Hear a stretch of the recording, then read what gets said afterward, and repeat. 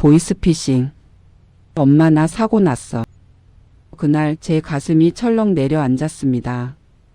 여러분도 이런 전화 한 통에 심장이 철렁 내려앉았던 적 있으신가요? 전화기를 쥔 손이 덜덜 떨리는데 이게 진짜 우리의 목소리인지 아니면 사기꾼 목소리인지 그 순간엔 구분이 안 되셨을 겁니다. 머리로는 알아요. 요즘 보이스피싱 많다고 뉴스에서 100번도 넘게 들었으니까요. 아침 뉴스, 저녁 뉴스, 심지어 동네 반상회에서도 조심하라고 귀에 못이 박히게 들었잖아요. 그런데 막상 그 전화를 내가 받는 순간 가슴이 먼저 무너지는 거예요. 내 아이가, 내 손주가 다쳤다는데 어떻게 차분할 수가 있겠어요. 보이스피싱은 단지 돈 문제가 아닙니다. 그건 우리의 가장 연약한 곳, 바로 엄마라는 이름과 가족에 대한 사랑을 파고드는 잔인한 범죄예요. 평생 자식 걱정하며 살아온 우리 마음을, 손주 얼굴 한번 보려고 기다리는 우리 외로움을, 가족이 다치면 어쩌나 하는 그 두려움을요. 사기꾼들은 정확히 그 지점을 노립니다. 우리가 가장 약한 그곳을 칼처럼 찌르는 거예요. 젊을 때는 전화 한 통이 반가움이었죠. 집 전화 벨이 따르릉 울리면 누가 걸어왔나 궁금해서 달려갔잖아요. 친구일 수도 있고 친척일 수도 있고 남편 직장 동료일 수도 있고.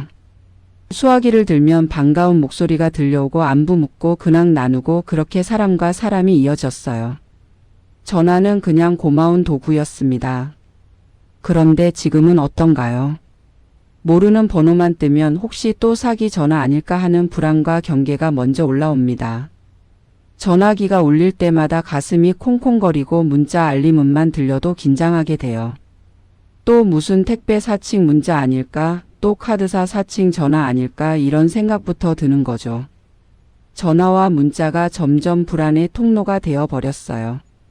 사람을 이어주던 그 다리가 이제는 나를 위협하는 길이 된 겁니다. 참 서글프죠. 혹시 예전에 받았던 수상한 전화 지금 머릿속에 하나 떠오르신다면 그날의 마음만 살짝 떠올려 보시겠어요. 오늘은 그런 이야기를 부끄러움 없이 자책 없이 꺼내보려고 합니다. 숫자나 용어로 겁을 주는 시간이 아니라 우리의 삶과 마음을 이해하면서 나를 지키는 방법을 함께 정리해보는 시간이에요. 영상을 끝까지 들으시면 적어도 나만 그런 건 아니구나 하는 안도감과 앞으로 비슷한 전화를 받았을 때 내가 나를 지키는 몇 가지 방법을 마음속에 정리해 가실 수 있게 도와드릴게요. 보시다가 이거 내 얘기인데 싶으신 부분이 나오면 나중에 댓글에 아주 살짝 남겨주셔도 좋겠습니다. 여러분 이야기 덕분에 또 누군가가 한 번 더 조심하게 되거든요. 우리의 경험이 서로를 지켜주는 울타리가 될 수 있으니까요. 자, 그럼 잠깐만 시간을 되돌려 볼까요? 우리의 30대, 40대 시절로요. 아니 어쩌면 20대 후반 갓 결혼하고 애들 낳고 키우던 그 시절까지 거슬러 올라가 볼까요? 그때는 집 전화가 울리면 누구지? 하면서 달려갔잖아요. 부엌에서 설거지 하다가도, 빨래 널다가도, 애들 밥 먹이다가도 수화기 잡으러 갔어요. 반가운 마음에 여보세요 하고 받으면 친구 목소리나 시댁 전화 혹은 남편 목소리가 들려오고, 가끔은 시끄러운 공중전화 소리도 섞여 있고, 여보 나 오늘 회식이야. 저녁 늦을 것 같아. 이런 전화 받으면 조금 섭섭하기도 했지만 그래도 그게 일상이었죠. 그때 전화는 사람을 이어주는 다리였어요. 나를 노리는 함정이 아니었습니다. 누가 전화를 걸어온다는 건 나를 생각해 준다는 뜻이었고 안부를 궁금해 한다는 뜻이었어요. 그래서 전화 받는 게 반가웠습니다. 공중전화 앞에서 줄 서서 기다리던 기억도 나시죠? 은행 앞이나 지하철역, 버스 정류장 옆에 있던 그 초록색 공중전화 부스요. 급한 전화 걸어야 할 때면 동전 몇 개 손에 쥐고 내 차례가 될 때까지 발을 동동 구르며 기다렸잖아요. 앞사람이 통화가 길어지면 속으로 제발 좀 빨리 하면서요. 그러다 내 차례가 되면 후다닥 들어가서 동전 넣고 전화 걸고, 통화가 끝나면 뒤에서 기다리는 사람한테 미안하다고 고개 숙이고 나오던 그런 시절이었어요. 삐삐도 있었죠. 남편이나 자식이 허리춤에 삐삐 차고 다니던 시절. 삐삐 번호 찍어주면 어디 가서라도 공중전화 찾아서 다시 전화해 주던 그런 약속들이 통하던 시대였습니다. 여보, 나 지금 어디야? 무슨 일이야?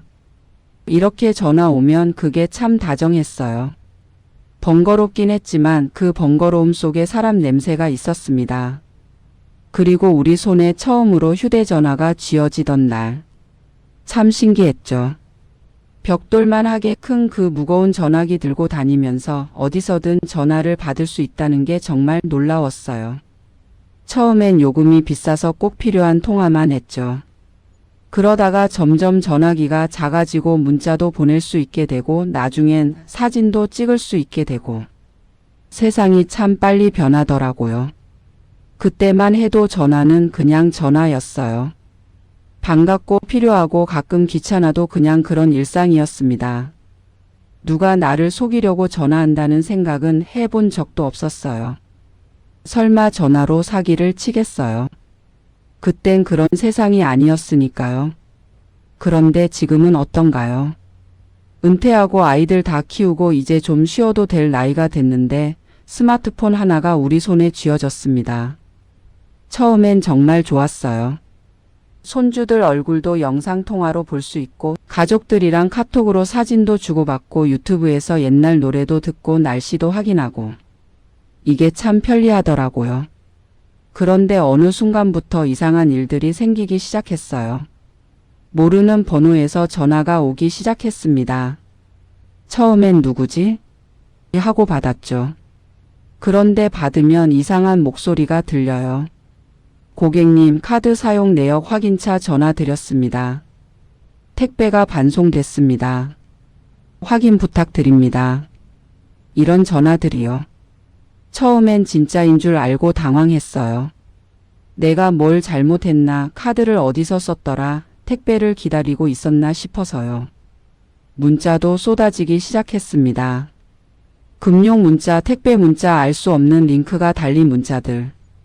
엄마 휴대폰 고장 났어. 이 번호로 연락해 같은 문자도 왔어요. 처음엔 진짜 우리 애가 보낸 건가 싶어서 가슴이 철렁했습니다. 그런데 알고 보니 사기더라고요. 요즘은 모르는 번호만 떠도 가슴이 먼저 쿵 내려앉습니다. 받아야 하나 말아야 하나 망설이고 받으면 혹시 또 사기꾼 아닐까 경계하고 전화 받는 게 이렇게 무서운 일이 된 거예요. 예전엔 전화 벨소리가 반가웠는데 이제는 불안합니다. 문자 알림음도 마찬가지예요. 띵하고 소리 나면 또 무슨 일이지 싶어서 가슴부터 두근거립니다. 전화와 문자가 점점 불안의 통로가 되어 버렸어요. 사람을 이어주던 그 따뜻한 도구가 이제는 나를 괴롭히는 도구가 된 것 같아요. 참 이상한 세상입니다. 왜 이렇게 됐을까요? 우리가 뭘 잘못한 것도 아닌데 그냥 나이 들었을 뿐인데 왜 이런 걱정까지 해야 하는 걸까요? 그럼 이제 세 분의 이야기를 들어볼까요? 저마다 다른 삶을 살고 계시지만 모두 비슷한 순간을 겪으셨던 분들입니다. 이 이야기를 들으시면서 혹시 여러분도 비슷한 기억이 떠오르실지 모르겠어요. 먼저 김영자님 이야기입니다. 60대 중반 서울 변두리의 오래된 아파트에 사는 분이에요. 남편 박철수님과 둘이 살고 계시고요. 자녀 둘은 이미 다 분가했습니다. 큰아들은 서울 반대편 신도시 어디쯤에 자가 아파트 마련해서 살고 딸은 경기도 쪽에서 남편이랑 전세로 살아요. 아이들 다 장성해서 제 갈 길 가고 이제 김영자님 부부는 조용히 둘이 삽니다. 가끔 손주들 영상통화로 보는 게 김영자님의 가장 큰 즐거움입니다. 명절이나 생일 때 가족들 모이면 그게 제일 좋고요. 평소엔 남편이랑 둘이서 조용히 지내요. 아침에 일어나서 밥 해 먹고 동네 산책 다녀오고 TV 보고 그렇게 하루하루 지나갑니다. 외롭지 않냐고 물으시면 뭐 외롭긴 한데 이제 익숙하다고 하세요. 아이들도 바쁘니까 자주 연락하지 않아도 이해한다고요. 어느 날 저녁이었어요. 6시 조금 넘었을 때쯤요. 남편 박철수님은 동네 친구들이랑 약속이 있어서 나가고 김영자님 혼자 집에 남았습니다. 저녁 먹고 설거지를 하고 있었어요. 거실에 놔둔 휴대폰이 울렸습니다. 처음엔 무시하고 설거지를 마저 하려다가 혹시 남편 전화인가 싶어서 물기 묻은 손 닦으면서 달려갔어요. 화면에 뜬 번호는 모르는 번호였습니다. 그런데 요즘 아이들이 번호 바뀌면 카톡으로만 알려주고 전화는 잘 안 하니까 혹시 큰아들이나 딸이 번호 바꾼 건가 싶었어요. 그래서 받았습니다. 여보세요? 수화기 너머로 떨리는 목소리가 들렸습니다. 엄마, 나 사고 났어. 목소리가 흔들리고 있었어요. 급하고 당황스럽고 무서워하는 것 같은 목소리였습니다. 그 순간 김영자님의 심장이 쿵 하고 내려앉았어요. 온몸에 소름이 돋았습니다. 목소리가 분명 큰아들 같기도 하고 조금 다른 것 같기도 하고 음색은 비슷한데 뭔가 미묘하게 다른 느낌? 그런데 떨리는 목소리, 급한 말투, 그 느낌이 너무 생생해서 머리가 하얗게 변했습니다. 어디서 사고 났어? 다친 데는 없어? 김영자 님이 급하게 물었어요. 손이 벌써 덜덜 떨리기 시작했습니다. 심장이 미친 듯이 뛰었어요. 우리 아들이 다쳤으면 어떡하지? 병원에 있는 건가? 큰 사고는 아니겠지. 온갖 생각이 머릿속을 스쳐 지나갔습니다. 전화 너머 목소리는 계속 다급하게 말했어요. 엄마, 나 지금 큰일 났어. 차 운전하다가 사람이랑 부딪혔어. 지금 경찰서에 있는데 합의를 해야 된대. 합의금을 빨리 내야 하는데 내 카드도 안 되고 지금 현금이 필요해. 엄마가 지금 당장 은행 가서 돈을 보내줘야 돼. 김영자님 머리로는 뉴스에서 본 장면들이 스쳐 지나갔어요. 요즘 보이스피싱 많다더니 자식 사칭하는 사기꾼들 있다더니 그런 생각이 떠올랐습니다. 그런데 가슴으로는 우리 애가 다쳤으면 어떡하지가 먼저 치고 올라왔어요. 머리와 가슴이 따로 움직이는 기분이었습니다. 얼마가 필요한데? 내가 지금 정말 우리 아들 맞아? 김영자 님이 떨리는 목소리로 물었어요. 그러자 전화 너머 목소리는 더 다급해졌습니다. 엄마, 나 진짜야. 지금 장난칠 상황이 아니라니까. 2천만 원 필요해. 빨리 보내줘야 돼. 안 그러면 나 구속될 수도 있어. 2천만 원. 김영자 님은 그 순간 숨이 막혔어요. 2천만 원이면 큰 돈이에요. 그런데 아들이 구속될 수도 있다니. 머릿속이 복잡했습니다. 통장에 돈이 있긴 한가? 은행은 지금 문 닫았을 텐데. 내일 아침에 가야 하나? 아니면 남편한테 먼저 얘기해야 하나? 엄마, 빨리 해줘야 돼. 나 지금 정말 급해. 경찰들이 자꾸 재촉해. 목소리는 계속 재촉했어요. 김영자 님은 손이 떨려서 전화기를 제대로 잡지도 못했습니다. 다리에 힘도 풀렸어요. 그 자리에 주저앉을 것 같았습니다. 그런데 그 순간 문득 이런 생각이 들었어요. 내 아들이 이렇게 급하면 카톡이라도 먼저 보내지 않았을까? 아니면 아내한테 먼저 전화하지 않을까? 그리고 목소리가 비슷하긴 한데 뭔가 조금 이상한데? 우리 아들이 나한테 이렇게 말하는 스타일이었나? 김영자 님은 떨리는 목소리로 물었어요. 야, 너 지금 어디 있어? 정확히 어디 경찰서야? 너네 마누라는 알아? 애들은 누가 봐? 그러자 전화 너머가 잠깐 뜸을 들이더니 엄마, 그런 거 지금 중요해? 빨리 돈 보내줘야 한다니까. 경찰서는 나중에 알려줄게. 그 말투에서 김영자 님은 확신했습니다. 이건 내 아들이 아니라고. 우리 아들은 아무리 급해도 이렇게 말하지 않아요. 그리고 정말 급한 일이면 아내한테 먼저 전화했을 거예요. 경찰서 이름도 알려주지 않고 이렇게 돈만 보내달라고 하지 않을 거라고요. 너 누구야? 우리 아들 아니지. 감히 남의 자식 사칭하고 이러는 거야. 김영자 님이 소리쳤어요. 그러자 전화는 뚝 끊겼습니다. 순간 정적이 흘렀어요. 김영자 님은 그 자리에 주저앉았습니다. 손은 여전히 떨렸고 심장은 미친 듯이 뛰었습니다. 등에서 식은땀이 흘러내렸어요. 김영자님은 떨리는 손으로 큰아들한테 바로 전화를 걸었습니다. 신호가 몇 번 갔고 아들이 받았어요. 엄마 왜 무슨 일 있어? 멀쩡한 목소리였습니다.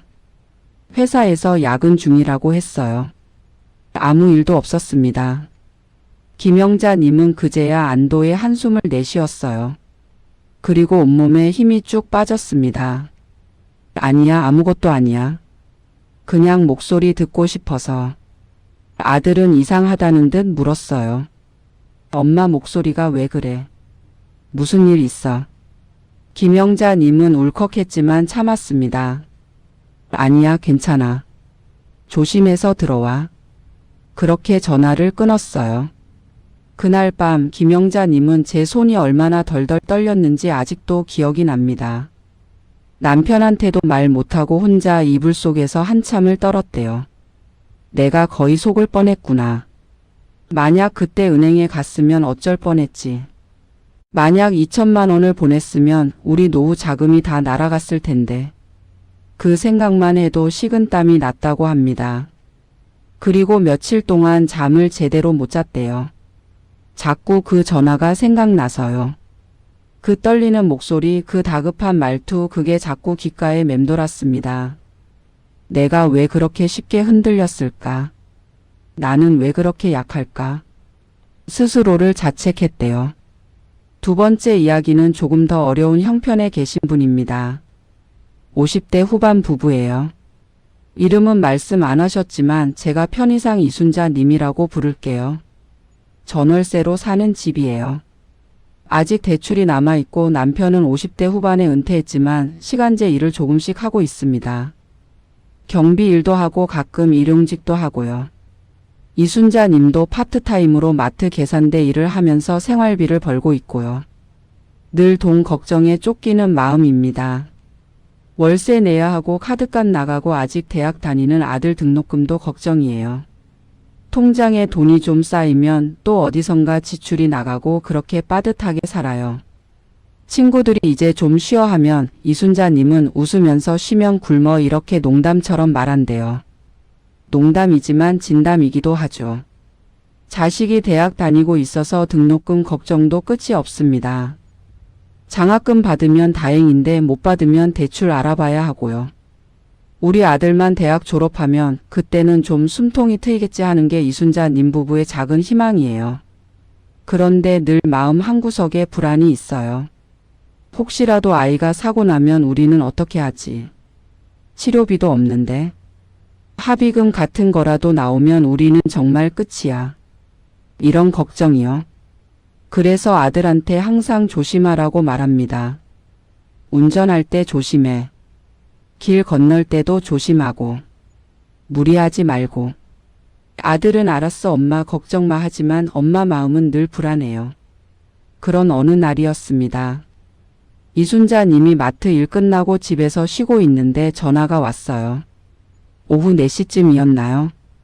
화면에 뜬 번호를 보니 모르는 번호였지만 혹시 아들 친구나 아는 사람일 수도 있으니까 받았습니다. 여보세요? 여기 서울 강남경찰서입니다. 목소리는 차갑고 단호했어요. 이순자 님은 순간 가슴이 철렁했습니다. 경찰서라니. 네, 무슨 일이세요? 아드님이 교통사고를 내셨습니다. 지금 조사 중인데 피해자 측에서 합의를 원하고 있습니다. 빨리 합의하지 않으면 형사처벌을 받으실 수도 있습니다. 이순자 님은 순간 머리가 하얗게 됐어요. 아들이 사고를 냈다고요. 그것도 사람을 친 거예요. 피해자가 있다고 했으니까요. 얼마나 다쳤어요? 우리 애 괜찮아요. 지금 어디 있어요? 아드님은 지금 경찰서에 있습니다. 크게 다치진 않았지만 피해자가 병원에 입원했고 합의금을 요구하고 있습니다. 빨리 처리하지 않으면 구속될 수도 있습니다. 구속. 그 단어에 이순자 님은 정신이 아찔해졌어요. 우리 아들이 구속된다고요. 그럼 대학은 어떻게 돼요? 취업은요? 인생이 망가지는 거 아니에요.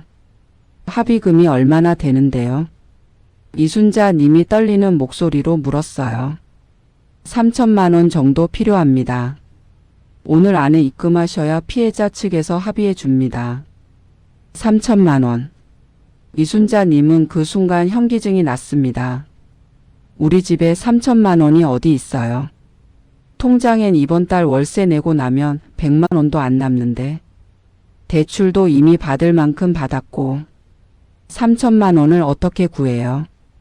저희 형편에 3천만 원은 너무 큰 돈이에요. 좀 깎을 수는 없나요? 이순자 님이 울먹이며 말했어요. 그러자 전화 너머 목소리는 냉정하게 말했습니다. 피해자 측에서 정한 금액이라 저희가 어떻게 할 수 없습니다. 지금 당장 은행 가셔서 대출이라도 받아서 보내주셔야 합니다. 안 그러면 따님이 정말 큰일 납니다. 이순자 님은 정신없이 가방을 들었어요. 은행에 가야겠다는 생각밖에 안 들었습니다. 대출을 받아서라도 돈을 만들어야 해요. 우리 아들을 구속시킬 수는 없잖아요. 신발을 신고 현관문을 열려는데 마침 남편이 일 끝나고 들어왔어요. 어디가? 남편이 물었고 이순자 님은 떨리는 목소리로 상황을 설명했습니다. 경찰서에서 전화 왔고 아들이 사고 냈고 지금 당장 3천만 원을 보내야 한다고요. 남편은 이순자 님의 손에서 전화기를 받아 들었어요. 그리고 전화를 스피커폰으로 돌렸습니다. 거기 진짜 경찰서 맞습니까? 경찰서 이름이 뭐라고 하셨죠? 남편이 차분하게 물었어요. 전화 너머가 잠깐 뜸을 들이더니 강남경찰서라고 했잖습니까? 지금 장난칠 때가 아닙니다. 남편은 바로 알았어요. 그거 사기입니다. 전화 끊으세요. 이순자 님은 그제야 정신을 차렸습니다. 남편이 전화를 끊으려 하자 전화 너머에서 다급하게 소리쳤어요. 끊으면 아드님 정말 큰일 납니다. 하지만 남편은 단호하게 전화를 끊었습니다. 그리고 바로 아들한테 전화했죠. 아들은 학교 도서관에서 공부하고 있었어요. 아빠 왜? 멀쩡한 목소리였습니다.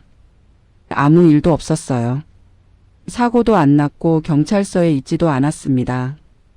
이순자 님은 그 자리에 주저앉았어요. 남편 앞에서 한참을 울었습니다.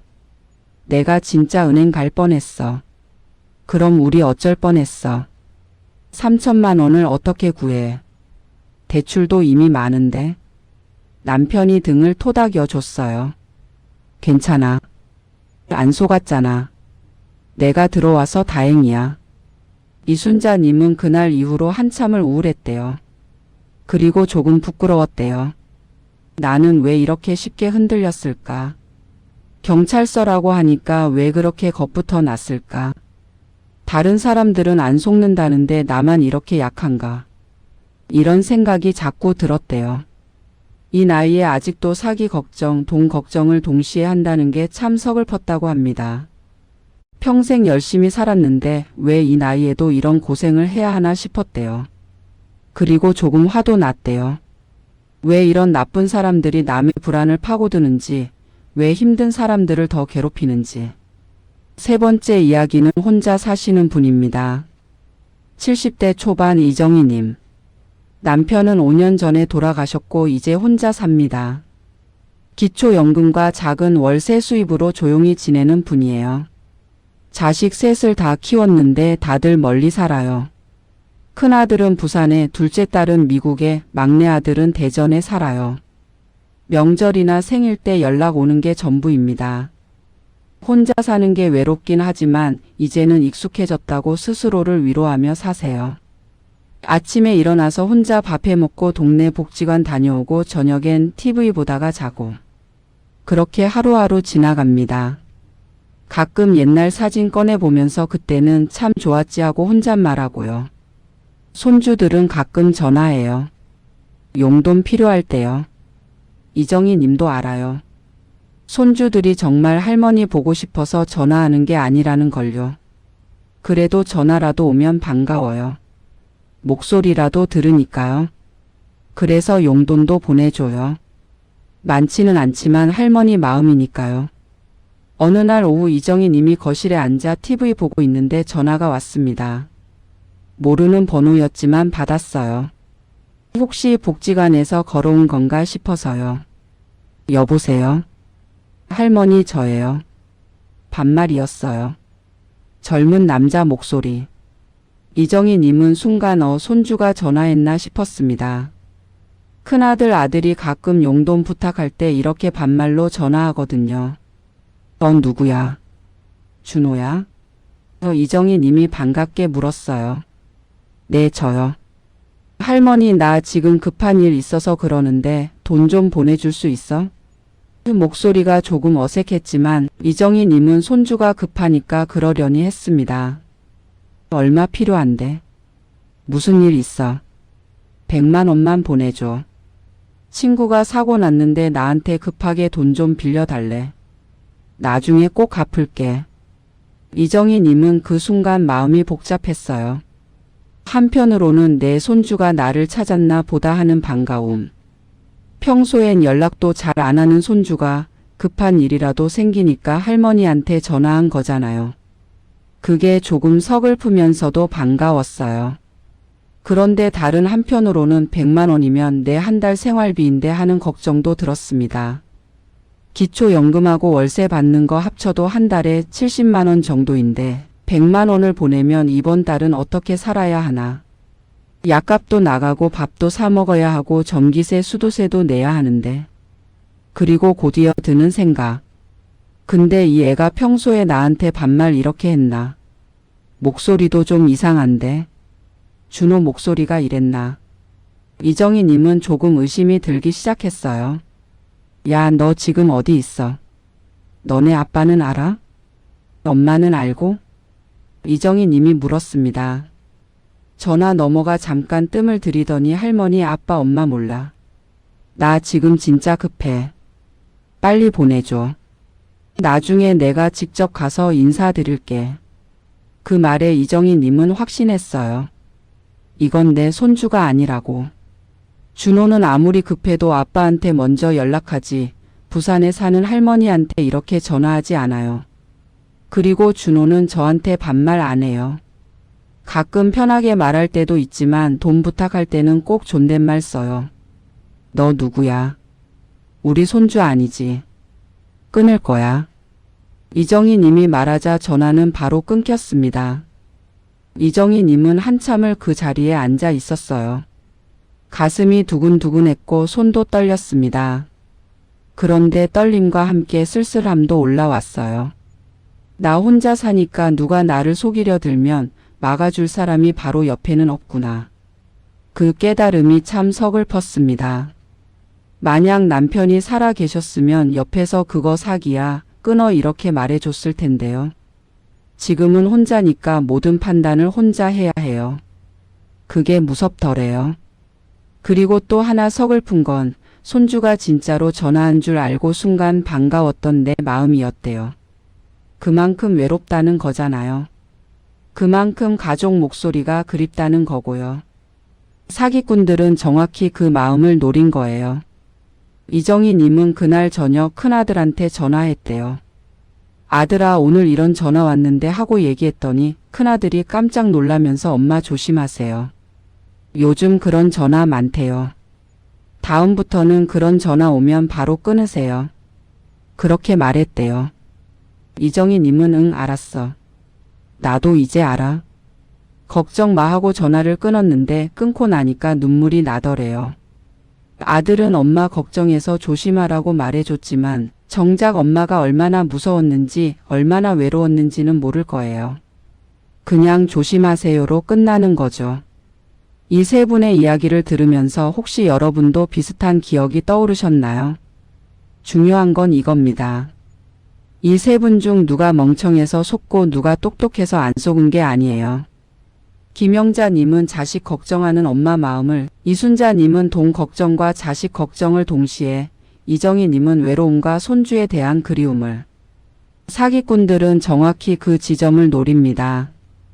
우리가 가장 연약한 그곳을 칼처럼 찌르는 거예요. 우리의 사랑을, 우리의 불안을, 우리의 외로움을 무기로 쓰는 겁니다. 그래서 누구나 흔들릴 수 있어요. 각자의 형편과 마음의 약한 부분을 파고드는 전화 한 통이 누구에게나 위험할 수 있어요. 그래서 우리는 가끔 이런 생각을 하게 됩니다. 나는 그날 이렇게 흔들렸는데 다른 사람들은 다 잘 버텼다더라.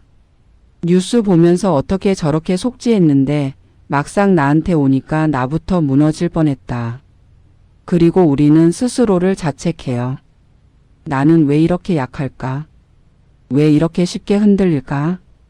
나이를 이렇게 먹었는데도 왜 이렇게 어리석을까? 여러분, 그런데 말이에요. 우리가 약한 게 아닙니다. 우리가 어리석은 게 아니에요. 컴퓨터, 스마트폰, 디지털 기기는 우리보다 훨씬 늦게 태어났습니다. 우리가 젊어서 애들 키우고 가족 먹여 살리느라 정신없이 살던 그 시절, 세상은 지금처럼 빠르지 않았어요. 그때는 전화가 그냥 전화였고 사기꾼이 이렇게 정교하게 목소리를 흉내내고 이렇게 치밀하게 우리 마음을 파고들지 않았습니다. 그때는 전화 받으면 반가웠어요. 의심할 이유가 없었으니까요. 우리는 그런 시대를 살아온 사람들이에요. 그런데 세상이 너무 빨리 변했어요. 우리가 뒤처진 게 아니라 애초에 따라잡기 힘든 속도로 세상이 달려간 거예요. 그 시절 누가 우리한테 보이스피싱 공부하라고 알려줬던 것도 아니었잖아요. 학교에서 가르쳐 준 것도 아니고 회사에서 교육해 준 것도 아니고요. 우리는 그냥 성실하게 가족 위해 열심히 살았을 뿐인데 이 나이에 와서 이런 걸 배워야 하는 거예요. 전화 한 통 받는 것도 조심해야 하고 문자 하나 확인하는 것도 의심해야 하는 이 시대를요. 이게 우리 잘못인가요? 아니에요. 세상이 변한 거예요. 그러니까 우리 자신을 너무 자책하지 말아요. 그날 흔들렸던 건 당연한 거예요. 누구라도 자식 걱정, 가족 걱정 앞에서는 흔들립니다. 그게 사랑이니까요. 그게 가족이니까요. 만약 우리가 자식 걱정에 전혀 흔들리지 않는다면 그게 오히려 이상한 거예요. 우리는 평생 가족을 사랑하며 살아온 사람들이에요. 그 사랑이 때로는 약점이 되기도 하지만 그래도 그게 우리가 살아온 방식이에요. 다만 이제는 시선을 조금 옮겨보는 거예요. 나는 왜 그랬을까 해서 다음에는 어떻게 할까로요. 과거의 나를 자책하는 대신 미래의 나를 준비하는 거죠. 그게 우리가 할 수 있는 일이에요. 저는 그날 이후로 저만의 작은 약속들을 적어두기 시작했습니다. 전화가 오면 꼭 한 번은 끊고 다시 확인한다든지요. 급하다고 재촉하는 전화일수록 더 천천히 생각한다든지. 돈 이야기가 나오면 무조건 의심한다든지. 그런 작은 약속들이요. 어떤 분은 집 안 벽에 메모지를 붙여뒀대요.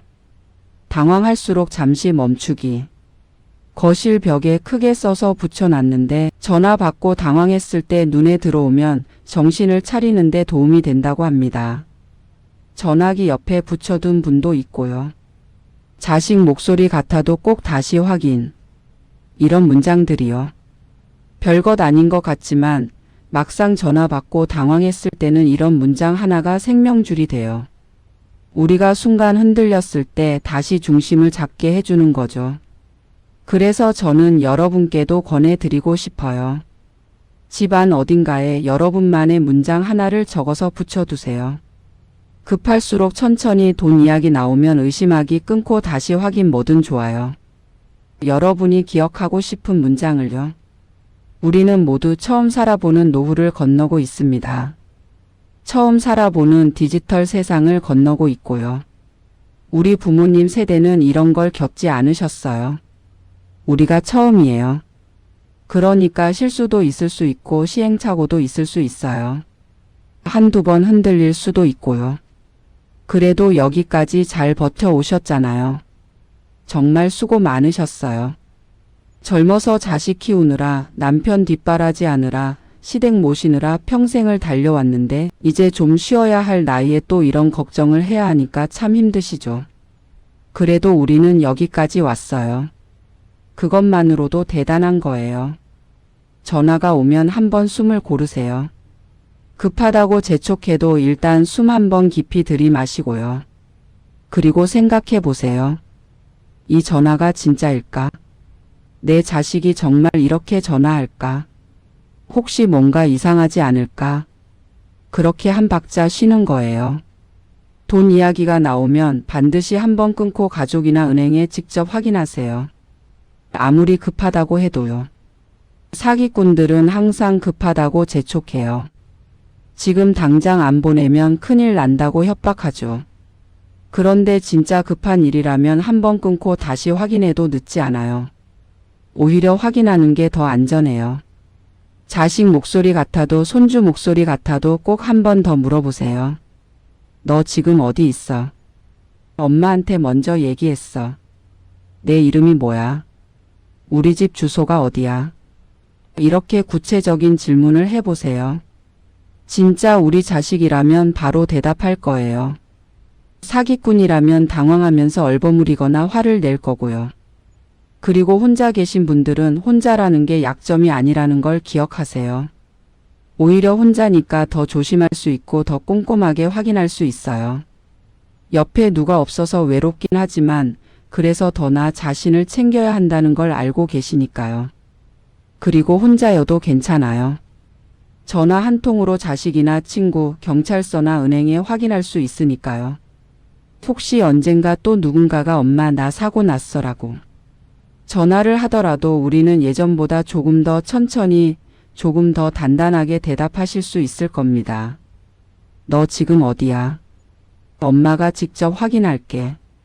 잠깐만 기다려봐. 이렇게요. 이번에는 가슴이 철렁했지만 다음에는 가슴을 다잡고 나를 먼저 지켜보자고요. 우리는 평생 가족을 지켜왔어요. 이제는 나를 지키는 연습을 해보는 거예요. 가족을 사랑하는 만큼 나 자신도 사랑하는 거죠.